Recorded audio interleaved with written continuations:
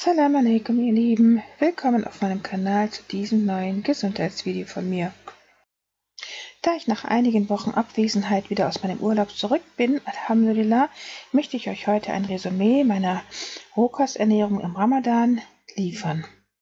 Und zwar hatte ich euch ja in meinem Ramadan-Special gezeigt, wie man die Fastenzeit im Ramadan optimal nutzen kann, seinem Körper bei der Entgiftung zu helfen, indem man sich ausschließlich mit Rohkost ernährt, vor allem aber auch mit frischen Wildkräutern, die man umsonst draußen in der Natur finden kann, indem man sie zu einem Saft presst und diesen Saft trinkt.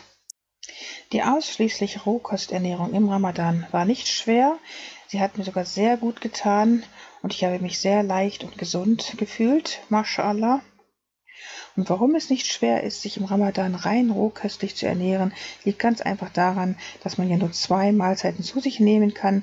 Einmal abends zum Fastenbrechen und nachdem man sein Fasten eben mit Datteln und Wasser und einem frisch gepressten Kräutersaft gebrochen hat und danach einen großen Salat zu sich genommen hat, ist man auch schon satt und das reicht für die ganze Nacht vor. Und wenn man dann früh morgens kurz vor Beginn der Morgendämmerung noch sein basisches Knäckebrot zu sich nimmt, ist man damit auch satt und gut genährt für den ganzen Tag und man braucht nichts anderes zu sich zu nehmen. Alhamdulillah. Viel schwerer aber ist es dann natürlich, diese Ernährungsweise auch nach dem Ramadan noch beizubehalten. Das ist eben das Kunststück und das habe ich natürlich nicht hinbekommen. Aber dafür habe ich immerhin eines vom Ramadan gelernt. Ich habe diesen frisch gepressten Kräutersaft, den habe ich versucht beizubehalten und den nehme ich jetzt jeden Tag zu mir. Am besten immer früh morgens auf leeren Magen. Und davon möchte ich euch einfach noch mal kurz berichten, weil dieser Kräutersaft so immens gesund ist. Denn selbst wenn man jeden Tag gekochte Nahrung zu sich nimmt, sprich tote Nahrung, so kann man seine Gesundheit doch enorm mit einem Glas frisch gepressten Kräuter- oder Gerstengrassaft aufpeppen. Subhanallah. Und wer keine Möglichkeit hat, frische Kräuter in seiner Umgebung zu finden, der sollte mindestens zu Hause auf dem Balkon sich sein Weizen- oder Gerstengras selber heranziehen. Das ist wirklich nicht schwer. Wie wir hier sehen, braucht man einfach nur Gerste oder Weizen zum Keimen bringen und sich das dann auf den Balkon auf Erde legen und es dann immer wieder mit Wasser benetzen. Ich habe hier so ein Netz drüber gegeben wegen den Vögeln, damit die das nicht fressen. Ja, und dann einfach zum Wachsen bringen, wie wir das jetzt hier sehen. Das ist jetzt gewachsenes Gerstengras. Das ziehe ich mir regelmäßig selber auf den Balkon, zusätzlich zu den Wildkräutern, die ich sammle, wann immer ich die Gelegenheit dazu habe. Das hier ist zum Beispiel jetzt Löwenzahn zusammen mit Gras, was ich bei mir im Garten gepflückt habe. Aber auch draußen in der Natur finde ich sehr oft alle möglichen Kräuter, die ich mir dann selber pflücke und mir die dann mit Wasser wasche und dann in einen Tupperware, in so eine Plastikdose gebe und die dann im Kühlschrank auch aufbewahre, weil ich nicht jeden Tag Zeit habe, die zu pflücken. Man kann sie dann auch wirklich bis zu einer Woche im Kühlschrank auch lagern. Das möchte ich euch wirklich ans Herz legen zu tun, denn es ist nicht schwer, diese Wildkräuter zu sammeln. Wir haben die hier in Deutschland kostenlos überall wachsen, an jedem Wegesrand, in jedem Wald, an jeder grünen Wiese. MashaAllah, und es ist wirklich ein Superfood. Wir brauchen dazu nicht teure Superfoods aus dem Ausland zu kaufen, sondern wir haben sie direkt vor unserer Haustüre. Subhanallah. Hier sehen wir nochmal mein Weizengras, was ich mir selber auf dem Balkon immer anpflanze. Und davor habt ihr eben Brokkoliblätter gesehen, also die Blätter vom Brokkoli aus meinem Garten. Die verwende ich auch, die tue ich auch immer mit entsaften. Die bieten auch sehr viel Chlorophyll und gesunde Nährstoffe. Also die sollte man nicht wegschmeißen. Also für all diejenigen, die einen Garten haben, können zum Beispiel diese Blätter des Brokkoli sehr gut auch benutzen zum Entsaften für diesen gesunden Kräutersaft. Ich möchte also nochmal betonen, wie wichtig es ist, diese lebendige Nahrung in Form dieser Kräutersäfte zu sich zu nehmen, denn sie enthalten Chlorophyll und so viele gesunde Inhaltsstoffe. Wildkräuter zählen zu den gesündesten und nährstoffreichsten Pflanzen überhaupt, weil sie noch das gesamte Spektrum an Vitalstoffen einer ursprünglichen und kraftvollen Wildpflanze enthalten, da sie nie vom Menschen kultiviert wurden. Sie sind daher extreme Überlebenskünstler und trotzen oft langen Dürreperioden oder schlechten Bodenverhältnissen. Wir sind also robust, widerstandsfähig, vor Gesundheit strotzend und äußerst lebensfroh. Alle diese Eigenschaften übertragen sie jedem, der sie isst. Sie erfreuen mit einem ungewöhnlich hohen Mineralstoff- und Vitalstoffgehalt.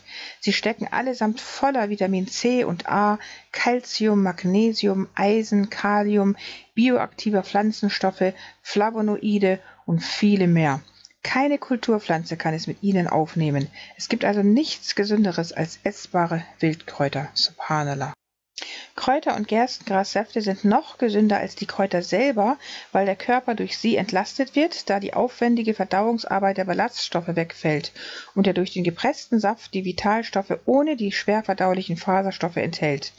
Dieses Lebenselixier kann auch sofort verdaut werden, sodass in wenigen Minuten die Vitalstoffe der Pflanze in die Zellen gelangen können und diese verjüngen, regenerieren, heilen und entgiften können. Diese Information hatte ich euch ja schon in meinem Ramadan-Special gegeben. Ich wollte sie einfach kurz wiederholt haben, denn sie ist doch wirklich sehr, sehr wichtig. Das Gute ist also, dass wir diese Kräuter nicht unbedingt essen müssen, denn sie schmecken ziemlich scheußlich. Es reicht, wenn man sie wirklich verpressen kann, und wenn man es nicht ganz so bitter haben möchte, dann kann man noch Äpfel oder anderes süßes Gemüse oder Obst dazu verpressen. Dann schmeckt der Saft nicht ganz so bitter. Aber es ist nicht so wichtig, dass der Saft jetzt unbedingt gut schmecken muss, denn er sollte eigentlich eher als Medizin getrunken werden, weil er wirklich eine Medizin für uns ist. Das heißt also, ein kleines Glas von diesem gepressten Kräutersaft am Tag bewirkt wirklich Wunder, denn er hält uns gesund, vermittelt uns so viele wichtige Nährstoffe, die der Körper dringend braucht und die er immer entbehren muss, wenn man nur diese gekochte, tote Nahrung täglich zu sich nimmt. Wer daher im wahrsten Sinne des Wortes wirklich lebendig bleiben möchte, bis ins hohe Alter, also lebendig und gesund, der sollte auch lebendige Nahrung zu sich nehmen, sprich Obst und Gemüse in Bioqualität und vor allem diese gesunden Kräutersäfte, aber auch Sprossen, Keimlinge und Gras. Ich weiß ja selber, wie schwer es ist, alte und liebgewonnene Gewohnheiten aufzugeben, denn wir Menschen sind ja Gewohnheitstiere und wir sind es gewohnt, gekochte Nahrung zu uns zu nehmen, obwohl dies nicht natürlich ist und nicht gesund für uns ist. Aber deshalb sollten wir mindestens lebendige Nahrung ab und zu uns nehmen, jeden Tag mindestens ein Glas von diesen frisch gepressten Kräutern. Das macht schon einen gewaltigen Unterschied für unsere Gesundheit, inshallah. Und das Tolle daran ist, dass sie sogar kostenlos ist, subhanallah. Und wenn man bedenkt, dass der Prophet, sallallahu alaihi wasallam, selber eigentlich in der Hauptsache ein Rohköstler war, denn er hat die meiste Zeit seines Lebens fast nur Datteln gegessen und eben Wasser und nur sehr selten mal gebratenes oder gekochtes Fleisch, dann sollten wir seinem Beispiel versuchen, so viel wie möglich zu folgen. Solange der Mensch noch jung ist, funktioniert sein Körper meistens noch, aber spätestens im Alter rächt sich der Körper für die ungesunde Ernährungsweise, sofern er nicht wenigstens versucht, täglich etwas lebendige Nahrung zu sich zu nehmen. In diesem Sinne hoffe ich, dass ich euch auch diesmal wieder mit diesem Gesundheitsvideo von Nutzen war und dass ihr einige wichtige Denkanstöße mitnehmen konntet. Dann wünsche ich euch gute Gesundheit und wir sehen uns inshallah wieder das nächste Mal. Liebste Grüße, Salam alaikum, eure Mariam.